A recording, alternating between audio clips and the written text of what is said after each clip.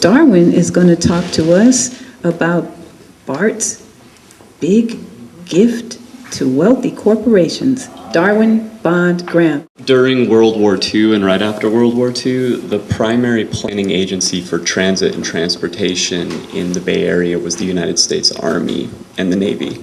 It was the US Army and the Navy, right, that saw that the Bay Area is extremely fractured, geographically speaking and demographically speaking. The finance center is on this strange peninsula surrounded by deep water, San Francisco, right? It's separated by a huge body of water between the industrial manufacturing waterfront of the East Bay, which in turn is separated by a pretty steep mountain range over the hills to what were then already significant suburban towns and cities all the way up the Carquinez Strait. And the US Army and the Navy said, you know, we really have to do something about this situation because the Bay Area is growing very fast and it's of strategic importance, not just for the military to fight wars, but for large business enterprises in the United States to expand, to accumulate capital, to grow the state of California, to grow the economy. So it was the Army and the Navy that actually came up with some of the early planning that led to the construction of the BART system ultimately. This is sort of an odd feature of history that a lot of people don't know. But the Army and the Navy sort of checked out of the Bay Area by about the 1950s or 60s in terms of transportation planning, and it was the local large business corporations, which at that point were becoming extremely huge and influential in the national political scene. It was the Bechtel Corporation, Bank of America, which was still in San Francisco at the time. It was Wells Fargo. It was these large business organizations that took it upon themselves then to plan the transit and transportation system for the Bay Area. And yes, what they came up with was BART, and then eventually they came up with these quasi-regional authorities and transit systems, and you know, through some scandal and so forth, they had to create things like the MTC because they were playing funny with the money, and they thought that, you know, these more professional and supposedly transparent structures would better plan for transit and transportation. So this is a forum where we've heard from a lot of workers who work in transit and transportation, both in transporting human bodies and cargo. In the Bay Area, transit and transportation as a sector of the economy, it's enormous, and it's probably more strategic than any other sector of the economy if you think about it. Remember what happened when the BART strike occurred not too long ago, right? It's not surprising actually that the major media outlets, that the major corporations, that a lot of the politicians and even some labor leaders essentially came out and said, this strike has to stop, we have to shut this down. Because if you can't move human bodies in the Bay Area, then you can't make this region operate. Now, it's not just a question of the region operating, right? The Bay Area right now is the epicenter of an industrial revolution that is really transforming global capitalism. We have the largest, most valuable corporations on earth centered on Silicon Valley and downtown San Francisco.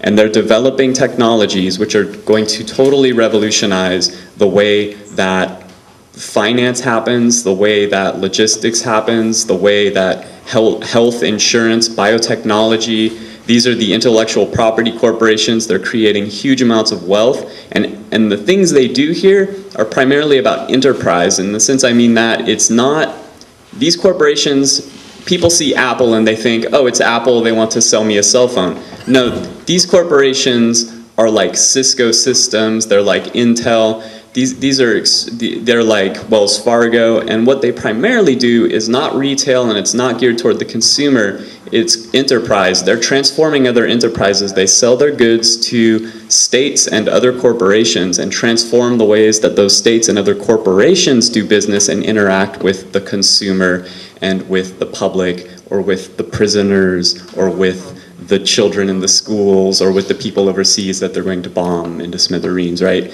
So that's what the economy here in the Bay Area right now is about. And if you as transit workers start talking about making trouble that undermines the strategic operation of that economy at a very essential level, you're doing a very dangerous thing.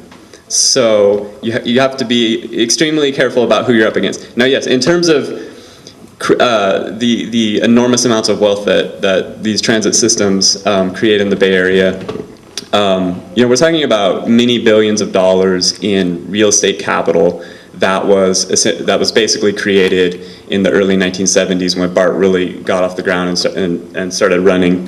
Downtown San Francisco, if you look at the ownership of property down there, it's concentrated into the hands of a relatively small number of very large real estate investment trusts, private equity groups, Hearst Communications, that's one of my favorite ones. The people who own the San Francisco Chronicle, right? The largest, supposedly most important news organization in the Bay Area. Actually, the corporation that owns the Chronicle arguably makes more money off the real estate they own in downtown San Francisco than they make off of the newspaper, begging the question of what's going on at the newspaper and their coverage of things like a transit strike, which undermines the operation of companies in downtown San Francisco and thus real estate profits. But and I've cataloged some of these corporations in downtown San Francisco and looked at them. They're headquartered in New York. Some of them are headquartered in Hong Kong or Tokyo, and their essential purpose is just to extract rents from these very high-value corporations that lease office space in downtown San Francisco. How do they get their workforce there? It's BART, right? But BART's not the only thing, right? Muni is important, and AC Transit is extremely important because Muni and AC Transit, especially AC Transit, are transporting the service workers of the economy, and the service workers, the jobs that they do are completely, those are so important to making this whole system operate to allow these high-level workers who work in biotech or in computer programming to create that value at the top, right? So these real estate corporations are really siphoning off huge amounts of value that is produced by these transit systems. I'll just spend the last minute or two here explaining briefly how these transit systems are financed. This is the last kind of piece of the puzzle, right? How is BART financed? How is BART paid for? Extremely regressive. It's a sales taxes initially in the multi-county region that is the BART district, right? So the BART district is the BART district is a revenue authority under the state of California. It's its own free-floating governmental entity. It's not like a creature of the city of Oakland or San Francisco. It's of the state of California. And it collected sales tax revenues to securitize bonds to build the system in the early days of its operation. And it began immediately collecting fares through the fare box. And BART, most of its money, the huge chunk of its money that it uses to operate is from the fare box, so people paying to use it, and from the regional sales tax. AC Transit also gets a cut of regional sales tax, and a lot of its operating revenue comes from the people who ride it. I ride AC Transit every day. I don't know how much money I've given AC Transit. A lot. I wish I hadn't given it so much, but it's regressively, the transit systems are regressively funded. Why? Because there hasn't been the political debate about how we pay for public investments that create huge amounts of wealth. So there have been attempts in the past to create these assessment districts in downtown San Francisco. If you read the California government code, there's a section in the government code that would allow BART to create assessment districts to tax the real estate value created by the system. AC Transit could, and the Metropolitan Transportation Commission could essentially do the same thing. They could, and we have the data. There have been a lot of academic studies that have drilled into real estate values and how they are changed by transit lines and train stations and other things. We know that immense value is created around this infrastructure. We have all the facts. The political debate hasn't been had for too long. Unions are one of the potential leaders of that debate. They could themselves prompt this debate. It's a political question ultimately. There are bills in the legislature right now talking about maybe taxing real estate to develop some of the future BART stations. Because if you don't, and you extend BART out to all the way out to Livermore and San Jose and into East Contra Costa, it's going to be the same regressive revenue collection system to pay for a system generating immense wealth for a handful of corporations, right? So that political debate has to be had, and it also has to be had because yes, there is a community labor divide. There is a divide between. This is my observation as a journalist, as someone who just talks to people a lot.